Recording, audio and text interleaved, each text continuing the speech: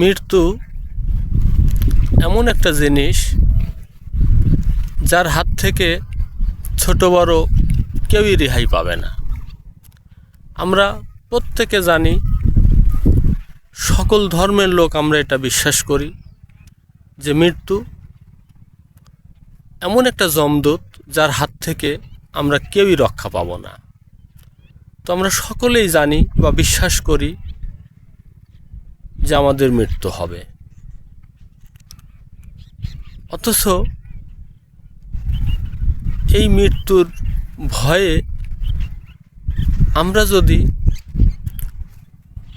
খারাপ কাজ বাদ দিয়ে ভালো কাজ করতাম, তাহলে কিন্তু এই দুনিয়ায় কোনো অঘটন অপকর্ম কোনো কিছুই হতো না। আমি বা আপনি প্রত্যেকে আমরা জানি আমাদের মৃত্যু হবে, অথচ দুনিয়ার লোভে পড়ে, দুনিয়ার লালসায় পড়ে আমরা অনায়াসে খারাপ কাজগুলো দিনের পর দিন করে যাচ্ছি। নিজেকে শুধরানোর চেষ্টা করছি না, নিজেকে বদলানোর চেষ্টা করছি না। কিন্তু প্রিয় ভাই, একটু ভেবে দেখেন, দুনিয়ায় আজ আছেন, কাল থাকবেন না। তাহলে এই পাপের কাজ করে আপনার লাভ কি? আপনি পাপের কাজ করে অট্টালিকা গড়লেন, সেটা তো আপনার সাথে যাবে না।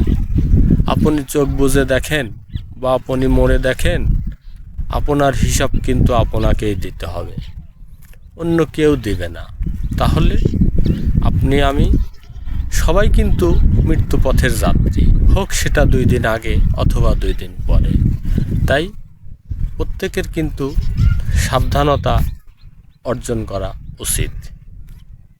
এই মৃত্যু নামের যমদূতকে কিন্তু ঘুষ দেওয়া যায় না। টাকা পয়সা, সোনা দানা কোনো কিছুই সে ঘুষ নেয় না। মৃত্যু নামের যমদূত যদি আপনার সামনে এসে দাঁড়ায়, সে কিন্তু কোনো কথা শুনবে না, কোনো অজুহাত দেখবে না, কোনো সময় দেবে না। তারপরেও আমরা সংশোধন হচ্ছি না। আমাদের প্রত্যেককে সংশোধন হওয়া উচিত।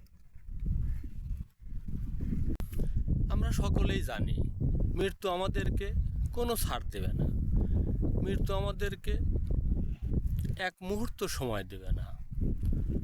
এই যমদূত যখন যার সামনে আসবে, সে কোনোভাবেই কিন্তু দুনিয়ায় থাকতে পারবে না। আমরা সবাই জানি, সবাই বুঝি, তারপরেও আমরা গাফিলতি করি বা ন্যায় কাজ থেকে বিরত থাকি, অন্যায়কে প্রতিরোধ করি না। এটা আমাদের কারো জন্যই ঠিক না। ন্যায়কে অনুমতি, অন্যায়কে নিষেধ, এগুলো কিন্তু আমাদের প্রত্যেকের কর্তব্য বা দায়িত্ব।